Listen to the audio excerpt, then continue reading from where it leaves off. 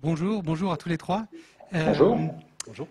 Donc ce matin, on a évoqué ensemble, finalement, on a évoqué la partie amont de la 5G, on a évoqué les enchères, l'attribution des fréquences aux opérateurs. On a évoqué de manière avec un peu d'anticipation la partie aval, on a évoqué les usages, qu'est-ce qu'on va bien pouvoir en faire. Il nous reste la partie du milieu qui est la partie peut-être un petit peu la plus compliquée, la partie des déploiements, de faire en sorte que ces fréquences soient mises en œuvre, que ces pylônes soient déployés, que la fibre arrive. La question du déploiement, la table ronde s'intitule le casse-tête de la 5G. La question des déploiements, c'est toujours une question compliquée. On l'a vu avec les générations précédentes, on l'a vu avec la 4G, on la voit en ce moment par exemple avec le New Deal. On voit bien que dans les campagnes, il y a encore des problèmes de zones blanches et que les populations demandent à être couvertes et que quand les opérateurs arrivent avec un pylône à mettre pour couvrir la zone, on dit « Ah bah non, on ne veut surtout pas de pylône, c'est très très moche ».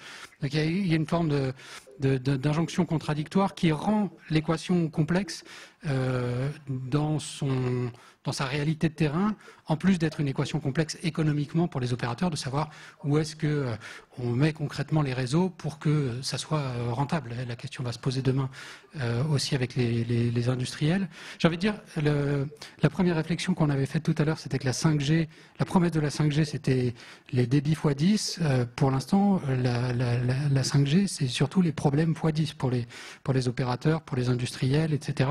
Dans le concret des déploiements. Où est-ce qu'on met les antennes? Avec quelle fréquence? Qui est-ce qui va les déployer? Et donc pour parler de toutes ces questions, je suis vraiment très content de vous accueillir. Je vous propose de nous intéresser à cette question un peu en 3 temps.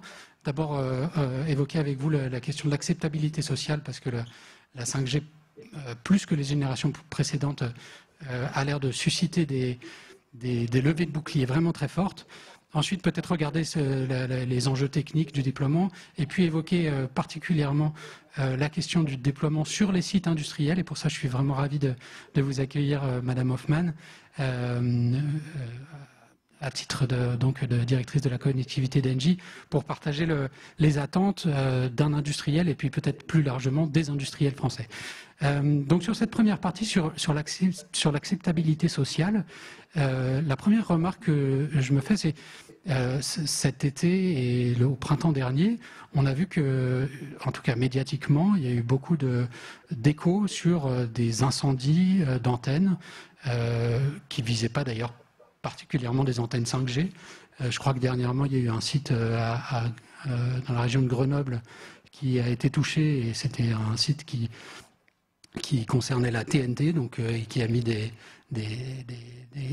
centaines de foyers dans la possibilité de recevoir la télévision et pas la 5G. Est-ce que c'est inédit ou est-ce que c'est un prisme médiatique? Et qu'est-ce qu'on peut faire? Olivier Huard, donc TDF est le premier acteur privé, enfin non opérateur de pylônes télécom en France.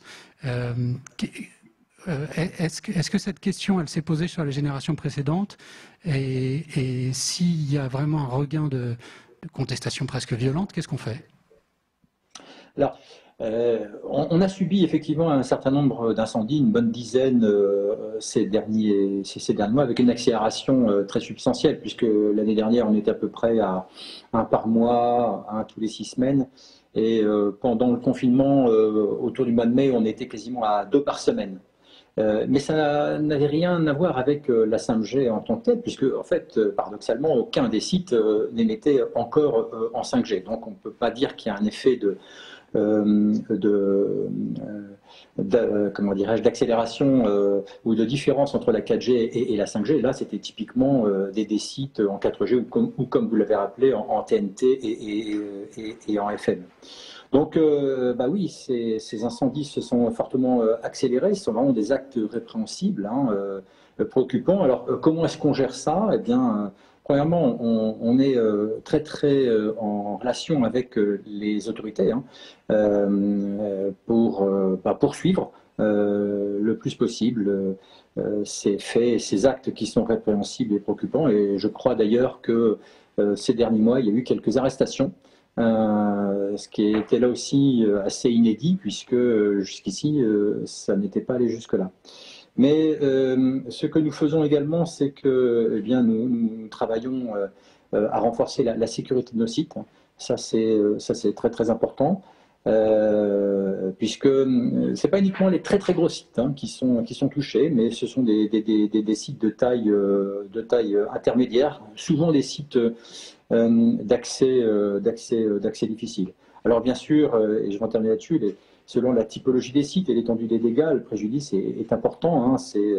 Ça va de plusieurs milliers d'euros à plusieurs centaines de milliers d'euros par site. Donc voilà, donc on a un travail en plusieurs temps, sécurité de nos sites, de nos personnels, et puis bien entendu travailler avec les autorités. Alors, il y a eu des arrestations, les enquêtes établiront sans doute quelles étaient les motivations des personnes qui commettent ces actes délictueux. Elles s'inscrivent dans un contexte où, notamment sur les réseaux sociaux, des grandes interrogations sur un risque sanitaire inédit. La 5G tue, la 5G menace les écosystèmes. Mais pourtant, ce matin, le ministre en introduction nous disait dire qu'il y a un risque sanitaire, c'est mentir aux Français. Qu'est-ce qu'il en est aujourd'hui de cette question? Gilles Brégant, à l'Agence nationale des fréquences, vous êtes notamment en charge des contrôles, des seuils d'émission. Est-ce qu'il y a une question particulière qui se pose avec la 5G sur les technologies d'antenne, sur les fréquences utilisées? Et est-ce qu'on peut dire, comme le ministre, que c'est mentir aux Français de dire qu'il y a un risque? Naturellement. Si ça fonctionne, oui. Oui, effectivement, aujourd'hui, dire aux Français qu'il y a un risque n'est pas exact, puisque la France est un des pays dans lesquels il y a le plus de contrôle sur ces questions sanitaires. On a une agence qui est là pour ça, qui n'est pas l'agence des fréquences, mais qui est l'agence de sécurité sanitaire, l'ANSES, qui fait régulièrement une étude des documents scientifiques qui sont disponibles sur les ondes électromagnétiques, et qui depuis quelques années, fait pratiquement un rapport par an sur ces questions. Donc l'ANSES a étudié les fréquences de la 5G, elle va continuer à les étudier, c'est le temps de la recherche, c'est un temps qui va prendre un certain temps. Ce qu'on peut dire simplement, c'est que les fréquences qui sont aujourd'hui aux enchères et qui vont bientôt être allouées, la bande 3,5 GHz, c'est une bande de fréquences qui sert depuis le début des années 2000 dans les zones blanches, en fait, puisque c'est une fréquence qui sert à faire ce qu'on appelle de la boucle locale radio. Il y a à peu près 1500 émetteurs en France, dans des endroits qui sont dans la campagne, donc des endroits où il est plutôt bon vivre, je crois, et où, globalement, on apporte de l'ADSL aux personnes qui sont trop loin des répartiteurs ADSL. On l'apporte par voie hertzienne. Donc la bande 3.5 est assez bien connue. L'ANSES va approfondir les études sur la bande 3.5, mais en fait, on a quand même des éléments. Et globalement, les questions sanitaires aujourd'hui ne sont pas centrales dans la 5G. Les fréquences qu'on va utiliser, la bande 3.5 est une fréquence qui est très proche des bandes de fréquences qu'on a aujourd'hui en téléphonie mobile. Alors après, on parle aussi des bandes millimétriques, les fameuses bandes millimétriques qui vont permettre de produire plus de débit, qui ont une portée moins importante. Bon, d'abord, le premier point, c'est qu'en France, ces bandes millimétriques ne sont pas attribuées à court terme, puisque l'objectif de l'ARCEP, c'est plutôt les attribuer vers 2022-2023, ce qui va laisser du temps pour approfondir le sujet. Ce sont des ondes qui sont plus superficielles que les ondes qu'on utilise aujourd'hui en téléphonie mobile classique, donc qui interagissent moins avec le corps humain. On a un niveau d'exposition toléré qui est plus élevé. On est à 30-40 volts par mètre avec la téléphonie classique, on sera à 61 volts par mètre avec les ondes millimétriques. Et donc, il y a toutes les conditions qui sont aujourd'hui réunies pour que la question sanitaire soit parfaitement traitée. Qu'est-ce qu'il en est, Madame Hoffmann, dans les entreprises actuellement? Si la 5G, on l'a vu, est amenée à se déployer sur des sites industriels, si des pylônes sont amenés physiquement à arriver sur des usines, sur des sites de production, etc., est-ce qu'aujourd'hui on voit déjà ce débat monter chez les salariés, dans les organisations syndicales, au sein des directions? Est-ce qu'il est trop tôt? Et enfin, voilà, est-ce que la question finalement sanitaire, même si visiblement, elle n'a pas tellement de raison de se poser, elle doit aussi être adressée pour rassurer en amont de ses déploiements. Alors tout d'abord, merci pour l'invitation. En étant le seul industriel dans le panel, c'est vraiment gentil de nous avoir invités. On est ravis. Alors, sur la question de savoir si les risques sanitaires ils doivent avoir lieu, enfin ils doivent être pris, enfin ils ont lieu ou pas, ça je ne suis pas capable de répondre, je laisserai la NFR et les spécialistes traiter du sujet. Pour une entreprise, je pense que ce qui est important, c'est s'il y a une inquiétude, c'est d'y répondre. Voilà. Donc il ne faut pas que les collaborateurs sur les sites industriels qui seront un jour concernés par les déploiements de la 5G aient quelque inquiétude que ce soit pour leur santé. Donc j'imagine, mais on est un peu tôt pour le dire, qu'il y aura sans doute des débats autour de santé-sécurité, comme il y en a eu pour d'autres types de technologies, et comme il y en a encore. Voilà. Quand on est sur un site nucléaire, vous imaginez bien que des inquiétudes, il y en a, on les traite. On les traite avec donc, les instances représentatives, on les traite à différents niveaux. S'il y a inquiétude à avoir avec les ondes, elles seront traitées de la même manière sur les sites industriels, bien évidemment, avec les conseils des spécialistes qui nous aideront dans ces démarches-là.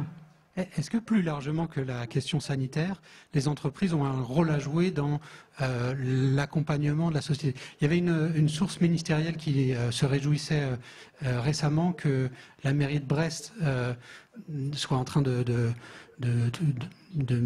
mettre ses réticences sur la 5G un peu sous le tapis devant la pression finalement de l'écosystème autour de Rennes, des télécoms, mais aussi enfin, voilà, de toutes les startups qui sont liées à la cybersécurité, etc., qui disent à la mairie, écoutez, nous, la 5G, on en a besoin. Donc, arrêtez avec ce débat, enfin, en tout cas, apaiser ce débat politique. Et il y a une pression des entreprises qui arrive dans le débat. Est-ce que c'est quelque chose qui est souhaitable et que vous voyez se mettre en place à l'échelle nationale? Enfin, la 5G, on l'a redit plusieurs fois ce matin, c'est une technologie qui va ouvrir un certain nombre d'opportunités aux industries, ce qui n'était pas tout à fait le cas sur les générations précédentes. Donc, effectivement, il y a un regard particulier de l'industrie, même si j'ai bien entendu encore ce matin qu'on ne s'était pas précipité pour rentrer dans le débat. En fait, si, on ne sait pas qu'on ne s'est pas précipité, c'est que c'est un débat compliqué. L'IoT commence à se mettre en place à différents niveaux dans les entreprises. Les besoins vont venir, hein, le fameux débat entre offre crée la demande et la demande crée l'offre, on est en plein dedans. L'important, c'est qu'on réponde bien aux besoins de l'industrie et de la réindustrialisation, d'ailleurs, pour qu'on puisse évoluer avec cette 5G. Donc, moi, je pense que le débat, c'est pas faire pression sur les régions, sur les territoires ou quoi que ce soit. Non, au contraire, c'est travailler avec les territoires, travailler avec les acteurs locaux, et trouver les meilleures solutions qui d'ailleurs amèneront sans doute à un déploiement utile de cette fameuse 5G pour, alors le grand public, c'est pas mon domaine, mais en tout cas pour les industries en place. Travaillons ensemble. Olivier Huard, peut-être, qu'est-ce qui peut être mis en place dès à présent en termes de transparence, en termes de rassurance du public, des politiques? Alors tout d'abord, je voudrais rassurer Madame Lucie Hoffmann, mais nous sommes deux industriels hein, sur cette table ronde, puisque nous, on est industriels des infrastructures. Et donc, justement, pour rassurer les élus, pour rassurer les collectivités locales et le grand public, je crois qu'il faut faire preuve de pédagogie, de transparence et de travail sur place. Peut-être 3 illustrations concrètes, hein, si vous me le permettez. Premièrement, quand on installe des pylônes, puisque nous c'est notre métier d'installer donc des pylônes pour le compte et en partenariat avec les opérateurs mobiles, eh bien nous sommes toujours très présents auprès donc des mairies. Nous organisons des réunions publiques pour informer les populations locales des différents projets de déploiement. On fait exactement la même chose également dans notre autre métier qui est celui du déploiement de la fibre. Donc pédagogie, transparence. Deuxième exemple, lorsque nous avons travaillé avec la collectivité donc, de Rennes puisque nous avons obtenu en 2017, nous avons remporté le projet de couverture mobile de tout le réseau donc, de Rennes, les 2 lignes, 15 stations et tunnels et les 2 lignes du réseau de Rennes. On a beaucoup travaillé donc, avec la collectivité locale pour réaliser toutes les études en amont naturellement, mais également pour adapter le dispositif d'acceptabilité, puisque la métropole souhaitait notamment que le champ électromagnétique maximum soit de 3 volts par mètre. Alors quand j'entendais Gilles Brégan nous parler de 30 ou de 60 volts par mètre, vous imaginez, il fallait passer en dessous de 3 volts par mètre. Donc, et on a réussi à faire converger donc ce projet. Puis 3e illustration concrète, pour illustrer le propos qui a été dit tout à l'heure de travail avec les collectivités, eh bien c'est par exemple de les associer à cette démarche de Smart City, Smart Territory. Nous avons rendu public un partenariat que nous avons récemment initié avec la ville de Vichy. Donc là, c'est démontrer tout l'intérêt pour les villes, pour certaines collectivités, donc de cette approche et de ce développement donc vers le très haut débit. Qu'est-ce qu'il en est? Eh bien, c'est pour l'enjeu pour la collectivité, c'est la gestion des flux, la gestion donc des fluides, que ce soit donc le trafic routier, les éclairages publics, la gestion des bâtiments, les espaces verts, l'eau et l'assainissement, les déchets, les stationnements, le transport en commun, signalisation, etc. Donc on développe un réseau donc de capteurs et une plateforme informatique de traitement d'informations de données. Autant d'initiatives très concrètes qui associent ici et là le grand public, les élus, les collectivités locales dans cette démarche de modernisation maîtrisée voilà, des infrastructures. Gilles Brégan, je crois que l'Agence nationale des fréquences va être aussi un peu plus mise à contribution. En tout cas, c'était ce qui ressortait de l'interview de Cédrico de ce week-end dans Le Parisien. Est-ce que vous pouvez nous expliquer en quoi ça va consister ? Oui, tout à fait. Et d'ailleurs, du déplacement de Cédric O hier à l'Agence des fréquences, où il a remis en perspective finalement le contrôle que va exercer l'agence sur le déploiement de la 5G et la transparence qui va être associée à ce contrôle. Donc, contrôle d'abord sur les antennes relais, puisqu'en réalité, l'agence lance une opération intense qui commence dès maintenant, de contrôle qu'on appelle avant-après. C'est-à-dire qu'en fait, nous allons faire un panier de plusieurs milliers de sites qui vont caractériser des sites urbains, en campagne, le long des axes de transport, en zone pavillonnaire, pour en fait voir comment la 5G modifie éventuellement l'exposition. Donc on va faire des mesures avant et après la 5G, de manière à avoir des données statistiques permettant de savoir exactement ce qui se passe quand on allume, par exemple, les fréquences 3.5 qui sont en cours d'attribution, mais aussi quand on convertit des fréquences existantes 2G, 3G, 4G à la 5G, puisque la 5G, en fait, elle est polycarburant, elle fonctionne sur toutes les fréquences. Elle fonctionne aussi sur les fréquences de la 2G, de la 3G, de la 4G. Donc il y aura de la 5G dans pas mal de bandes de fréquences. Aujourd'hui, les opérateurs ont en général 6 bandes de fréquences en gestion, une 7e avec la 3.5. Donc on va faire ça, on va faire cette mesure et on aura vraiment une bonne compréhension de ce que la 5G fait du point de vue des relais.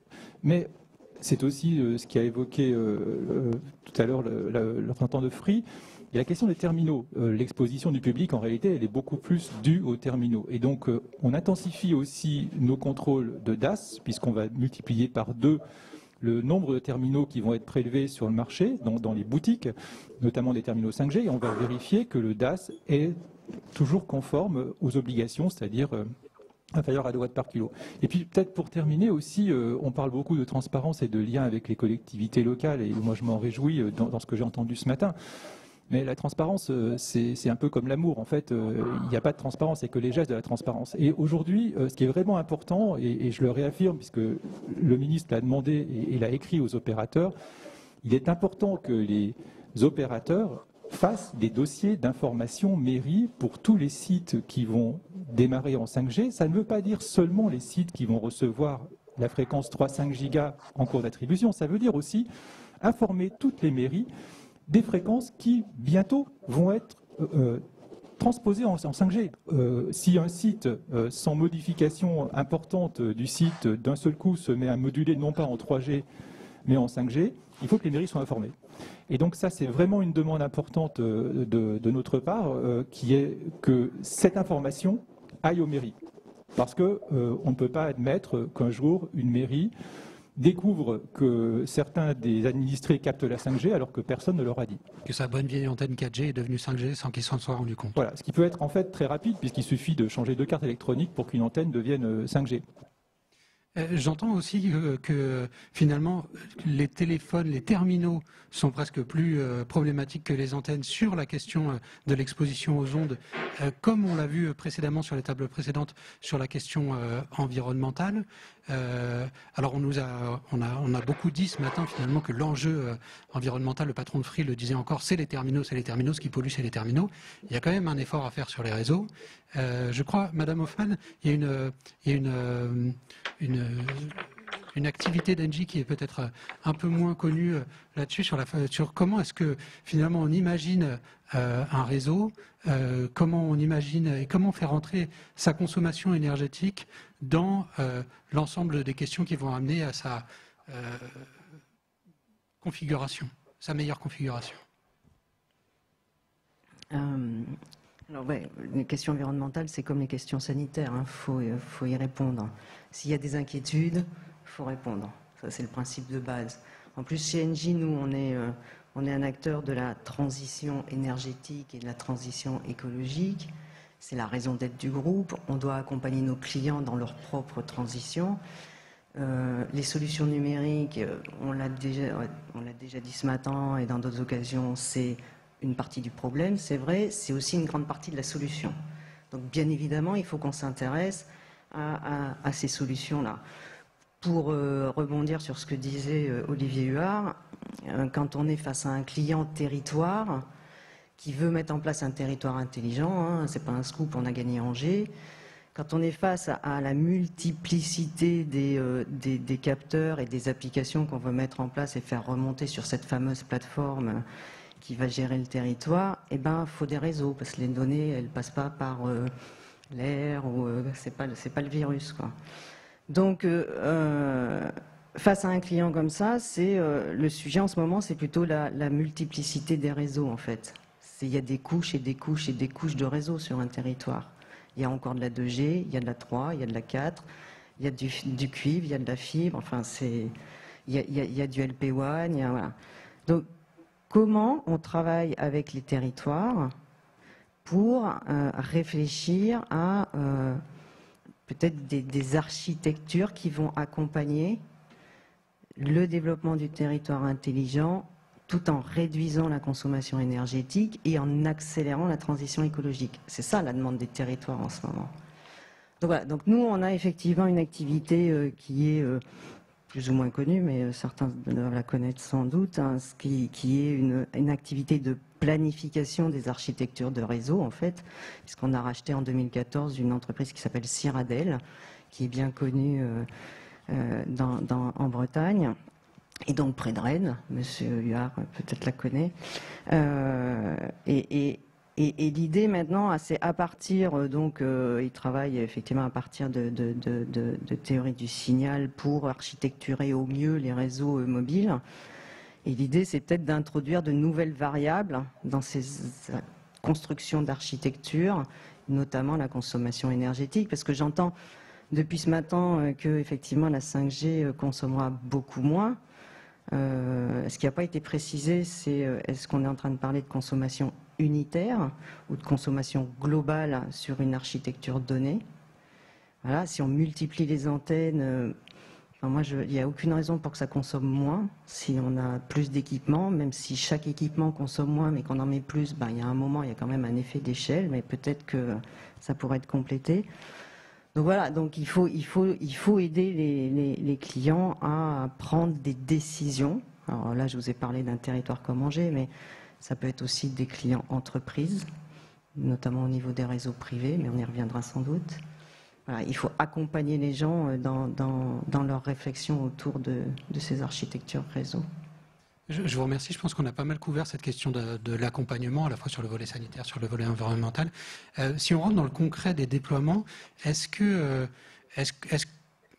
Alors, aucun d'entre nous n'est opérateur, mais comment est-ce qu'on peut se projeter dans les prochains mois et les prochaines années? Où est-ce que le réseau 5G va se développer? À quel rythme? Et sur les différentes bandes de fréquences, hein, ce que vous disiez, Gilles, aujourd'hui, on est très concentré, toute l'attention médiatique est concentrée sur la bande 3.5, mais finalement, on va manger un peu de tout. Oui, aujourd'hui, en fait, bon, bien sûr, les opérateurs français sont assez discrets sur leur plan de déploiement et c'est logique puisque, comme on le sait, c'est un domaine qui est très concurrentiel. Mais de notre côté, il suffit de se tourner vers les opérateurs étrangers, en Europe par exemple, pour voir ce qui s'est passé. C'est-à-dire qu'en réalité, naturellement, on a des nouvelles fréquences ouvertes pour la 5G, donc la bande 3.5 qui est en cours d'attribution, demain la bande 26. Mais ces nouvelles fréquences nécessiteront forcément de nouvelles antennes et aussi peut-être de nouvelles infrastructures. Donc il y aura un déploiement qui va se faire sur cette bande qui est exprès pour la 5G, donc qui permet d'avoir plus de débit. Mais dans beaucoup de pays, finalement, la 5G a démarré d'abord par les bandes classiques 2G, 3G et 4G, puisque c'était des bandes qui étaient disponibles. Et il suffit de changer la modulation de l'antenne relais pour que l'antenne se mette à parler 5G en quelque sorte. Donc en fait, on peut imaginer qu'en France comme ailleurs, il y ait finalement très rapidement de la 5G en bande basse qui se déploie en parallèle du début de la 3.5. Et ensuite, si l'on regarde les courbes, par exemple, qui sont régulièrement publiées par l'agence dans son observatoire mensuel, hein, l'observatoire 2G, 3G, 4G et maintenant 5G, on a une idée de la courbe de croissance de la 4G qui risque de ressembler à la courbe de croissance de la 5G. Donc il y aura un investissement de la part des opérateurs, au départ avec une relative liberté, puisque le régulateur finalement donne des impératifs, mais donne des jalons qui sont au bout de quelques années. Donc les opérateurs vont en fait déployer probablement à court terme plutôt dans des villes où il y a un problème de saturation, surtout sur la bande 3.5. Et puis ensuite, ils vont essayer naturellement de couvrir le territoire, parce qu'ils ont des obligations de couverture aussi en campagne. Est-ce que justement cette utilisation des bandes basses, elle va permettre d'éviter, Agnès Pannier-Runacher, la ministre qui était alors en charge des télécoms, disait il y a un an dans les Échos qu'elle ne voulait pas d'une 5G des villes et une 5G des champs. Est-ce que ça suffit pour éviter cette fracture-là? Oui, ça peut suffire tout à fait, puisque, enfin, il y a une grande règle dans les fréquences, hein, c'est que finalement, dans les champs, des fréquences, on en a, mais on manque de pylônes. Dans les villes, on a des pylônes, mais on manque de fréquences. Donc en réalité, aujourd'hui, pour couvrir des zones qui sont finalement rurales, on a abondance de fréquences parce qu'on a toutes les fréquences des bandes basses qui sont finalement rarement saturées parce qu'on a beaucoup moins d'usagers qu'au centre d'une métropole comme Paris. Et donc, on peut tout à fait imaginer que certaines bandes de fréquences qui aujourd'hui servent à 2G, 3G, 4G, qui sont dans des zones moins peuplées, puissent être converties à la 5G sans que ça prive quiconque. Alors, Olivier Huard, dans les campagnes, on a des fréquences, mais on n'a pas de pylônes. Est-ce que le problème va continuer à se poser en 5G? Alors, on n'a pas de pylônes.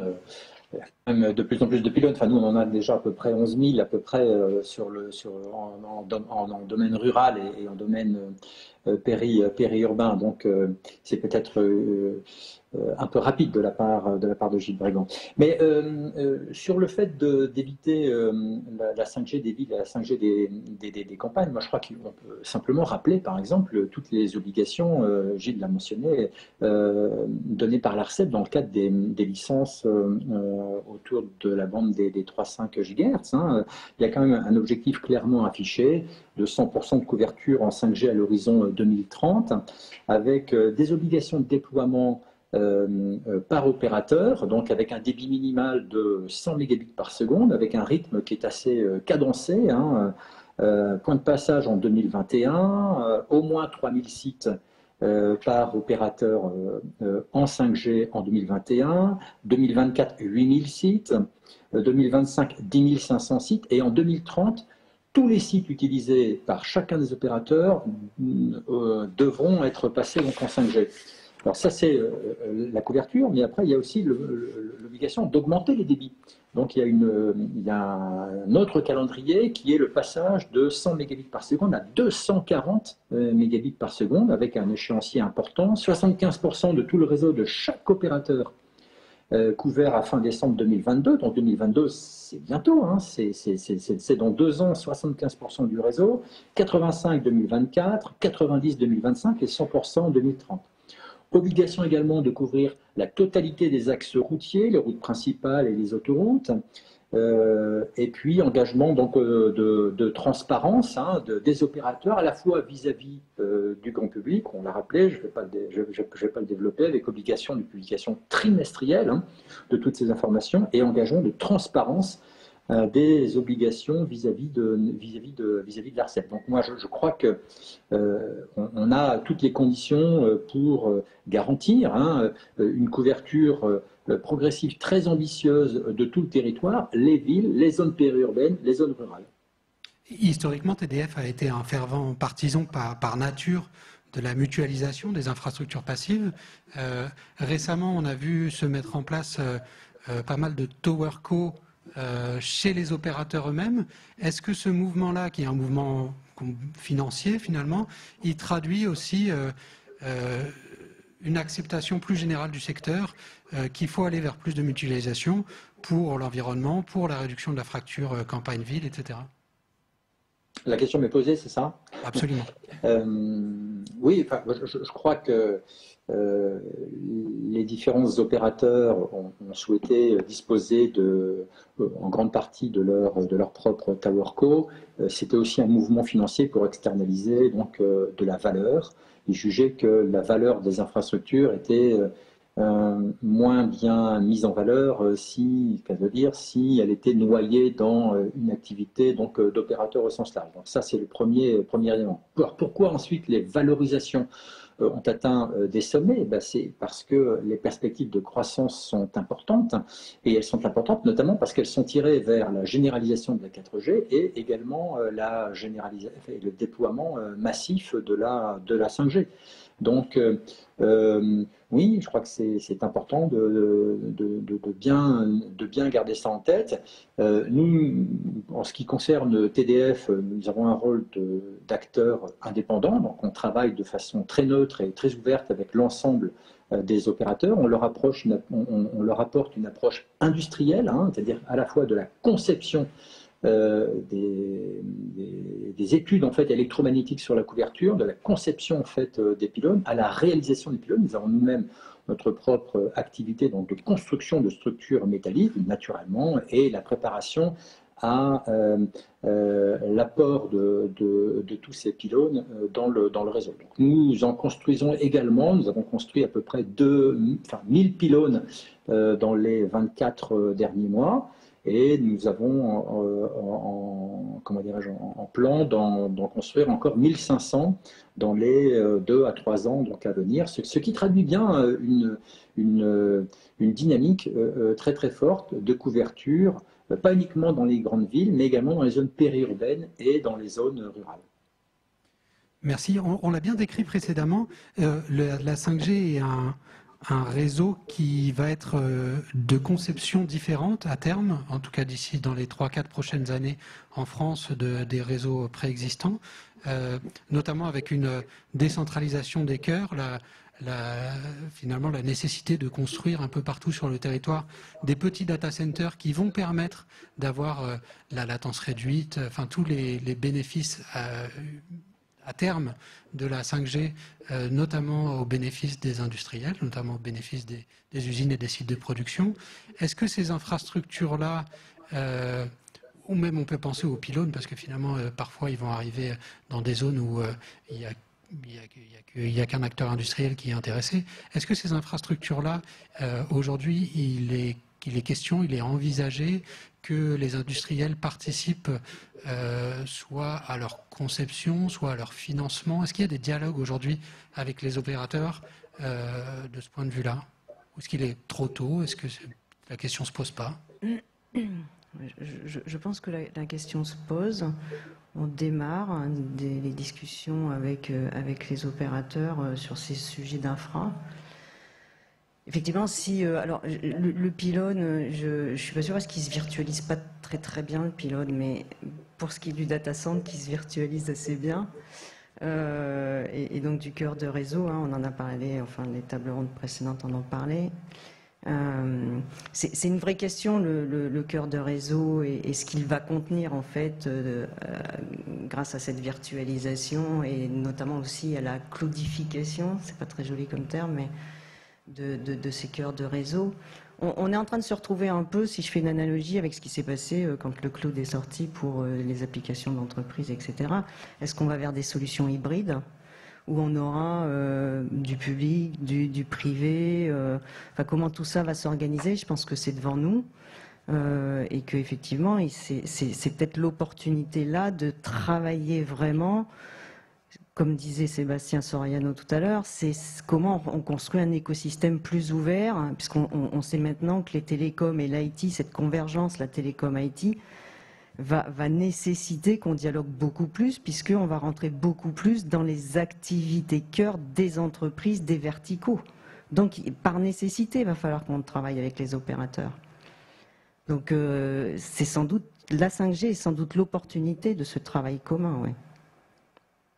Oui, en fait, ce que je voulais simplement ajouter, mais on l'a peut-être déjà évoqué ce matin, c'est le fait que en 5G, le fameux ping d'une milliseconde, il faut quand même le rapprocher de la physique. La lumière fait 300 000 km par seconde, donc en une milliseconde, elle fait 300 km. Donc effectivement, on va avoir un problème qui va être de territorialiser, comme vous le disiez, vraiment des data centers sur le territoire si on veut avoir un très bon ping. C'est-à-dire qu'on ne peut pas être dans le cloud. Le cloud, il va falloir mettre peut-être 80 clouds à proximité des endroits où on voudra avoir un ping très efficace. Et donc, il va y avoir une construction de sortes de répartiteurs qui sont des data centers qui contiendront de l'informatique pour avoir un bon ping là où l'industrie le voudra. Et ça va coûter assez cher. Olivier Huard, je crois que chez TDF, vous avez précisément un programme d'investissement sur ce sujet-là. Est-ce qu'aujourd'hui, il est dirigé exclusivement vers les opérateurs ou est-ce qu'il est dirigé aussi vers des acteurs industriels qui seraient intéressés? C'est ce que j'allais dire. Nous, la 5G, c'est déjà aujourd'hui, en fait, hein. On travaille, bien entendu, à la préparation de nos pylônes pour accueillir du matériel supplémentaire. On étend les dalles de béton, mais également on renforce, hein, nos structures métalliques pour accueillir des antennes qui seront peut-être plus lourdes, avec une exposition au vent, une voilure plus importante. Et puis, bien entendu, ces pylônes, il faut qu'ils soient connectés, hein. Un pylône, ça ne sert à rien s'il n'est pas connecté. Donc, il faut soit mettre des faisceaux hertziens de plus grande capacité, ou alors de la fibre optique. Et enfin, comme ça a été rappelé, la capacité donc, de stockage plus diffuse sur tout le territoire des capacités de computing, désolé d'employer tous ces mots franglais, des différents opérateurs. C'est déjà le cas. Nous travaillons avec certains opérateurs aujourd'hui sur un programme d'une centaine de mini data centers tels que vous les rappelez, qui seront au pied en fait de certains de nos pylônes. Et ces capacités permettent en fait de garantir qu'en un point du territoire, on soit à entre 30 et 50 km d'une capacité donc, de stockage. Le calcul de Gilles Brigand est tout à fait exact, mais il est un peu théorique parce qu'il y a aussi le temps passé dans les équipements électroniques qui fait que en fait, il faut que vous soyez entre 30 et 50 km pour que la latence permette de travailler à plein. Donc nous, on travaille sur une centaine, on n'est pas les seuls, on estime que le marché doit être à peu près 1 millier de mini data centers. Alors aujourd'hui, nous le faisons, pour répondre très directement à votre question, pratiquement exclusivement avec les opérateurs MNO, mais on n'exclut pas de travailler avec des entreprises, si ces entreprises souhaitaient avoir une capacité donc, de stockage diffuse sur tout le territoire, et si cette capacité de stockage n'était pas déjà prise en compte par nos partenaires MNO. Alors précisément, c'est peut-être la question centrale pour les industries, c'est comment est-ce qu'on les associe aujourd'hui? On a fait le choix, contrairement à l'Allemagne, de ne pas leur allouer de fréquences. Pourquoi, dans une première... peut-être, Gilles, vous pourrez nous expliquer. Et est-ce que c'est regrettable? Et maintenant que c'est acté, qu'est-ce qu'on fait concrètement pour que la 5G ne soit pas dirigée en priorité parce que c'est l'ADN historique des opérateurs vers le grand public, mais aussi vers ces nouveaux acteurs? Alors, pour les fréquences, en fait, les décisions ne sont pas complètement prises parce que c'est une question justement de régulation, et pour que la régulation fonctionne, Sébastien Soriano, vous l'aurez dit bien mieux que moi, il faut qu'il y ait aussi un besoin de régulation.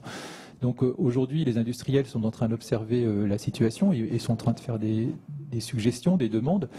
Il y a déjà eu des fréquences attribuées aux industriels pour faire du 5G-like, hein, donc notamment ce qu'on appelle la fréquence 2.6 TDD, qui permet de faire des choses qui sont 4G et donc à terme 5G. Des réseaux 4G privés pour simplifier. Voilà, exactement. Voilà. Et donc ça permet d'expérimenter. On a aussi des expérimentations en 26 gigas. Ensuite, le mode d'attribution des fréquences va se faire en fonction des besoins. Et c'était probablement raisonnable de ne pas attribuer aux industriels de la fréquence 3.5, parce que la fréquence 3.5 a une couverture qui est quand même assez importante, qui dépasse les emprises industrielles.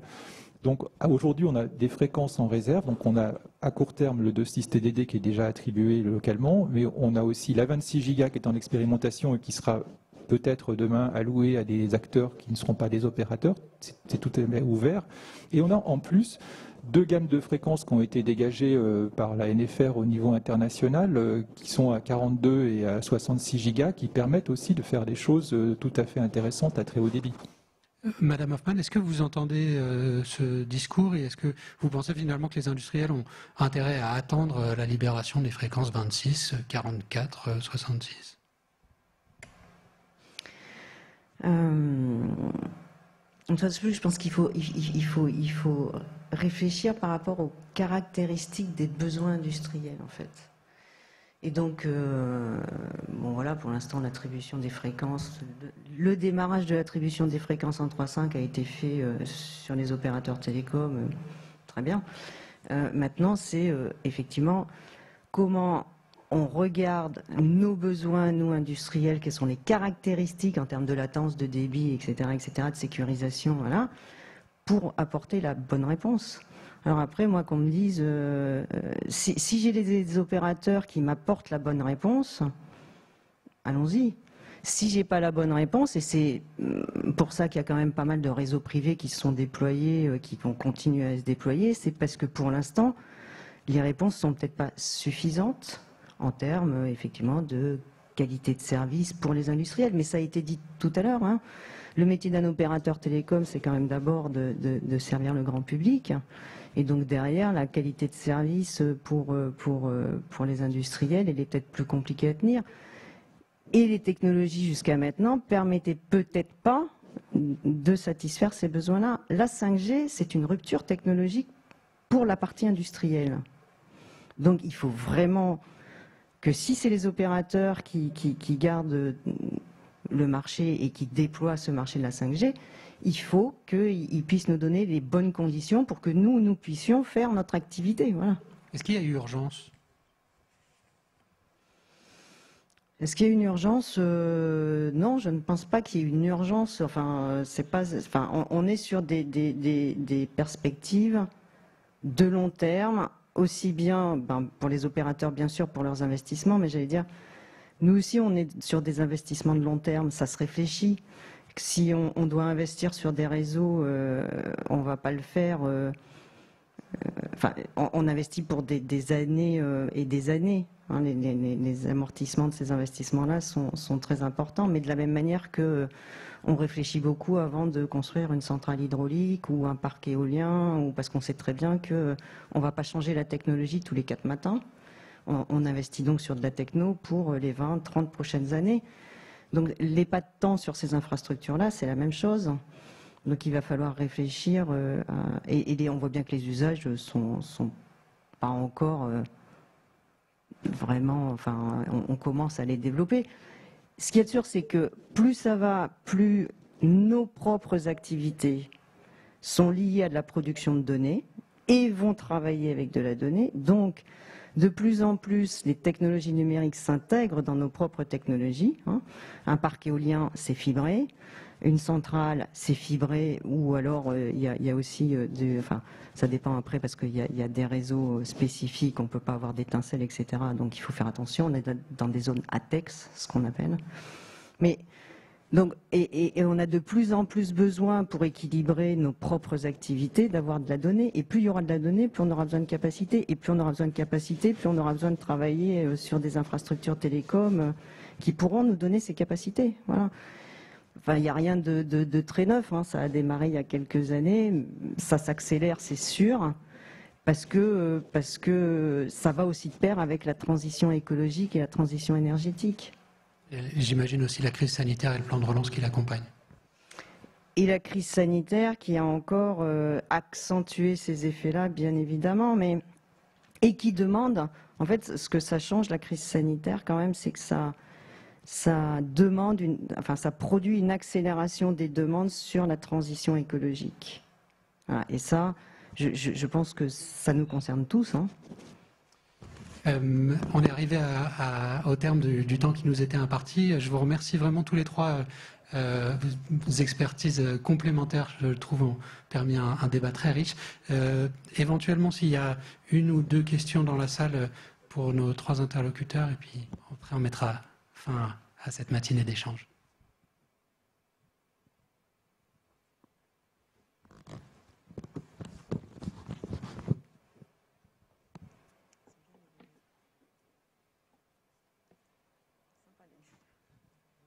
Merci. Je reviens à une question sur la sécurité. On a mentionné Huawei. Est-ce que quelqu'un pourrait expliquer c'est quoi exactement le problème avec Huawei? Pourquoi les Américains et les Anglais sont si excités? Est-ce qu'il y a une demande dans les équipements? Et qu'en est-il en France? Peut-être Monsieur Soriano, s'il est encore là. Je sais pas. Malheureusement, je crois que M. Soriano est parti et je ne suis pas sûr que nos trois expertises sont complémentaires mais ne couvrent pas l'aspect cybersécurité. Non, je vais peut-être prendre, comme c'est une question qui est plus gouvernementale et que l'agence est une instance gouvernementale, je veux simplement dire qu'effectivement c'est un problème de sécurité et qui est beaucoup lié en réalité non pas à l'interface radio qu'on évoquait, mais plutôt au fait qu'on a un système distribué. Au fond, la 5G, c'est un système informatique distribué qui gère un réseau, un réseau mobile. Et donc, par rapport à ça, c'est naturel que le gouvernement ait des exigences de sécurité parce que ce système distribué, finalement, comme tous les systèmes distribués, peut être plus fragile et pénétrable qu'un système avec un seul ordinateur central qui gère tout. Donc il y a des impératifs dans les interfaces et c'est l'ANSSI qui va répondre à vos questions si vous voulez lui poser. Merci beaucoup Gilles Boëgan de vous être risqué à cette explication. S'il n'y a pas de dernières questions dans la salle, je vais remercier nos interlocuteurs de cette table ronde, les interlocuteurs de cette matinée, l'audience dans la salle malgré les conditions sanitaires et puis l'audience sur YouTube qui a suivi nos échanges en live. Merci beaucoup et à très bientôt.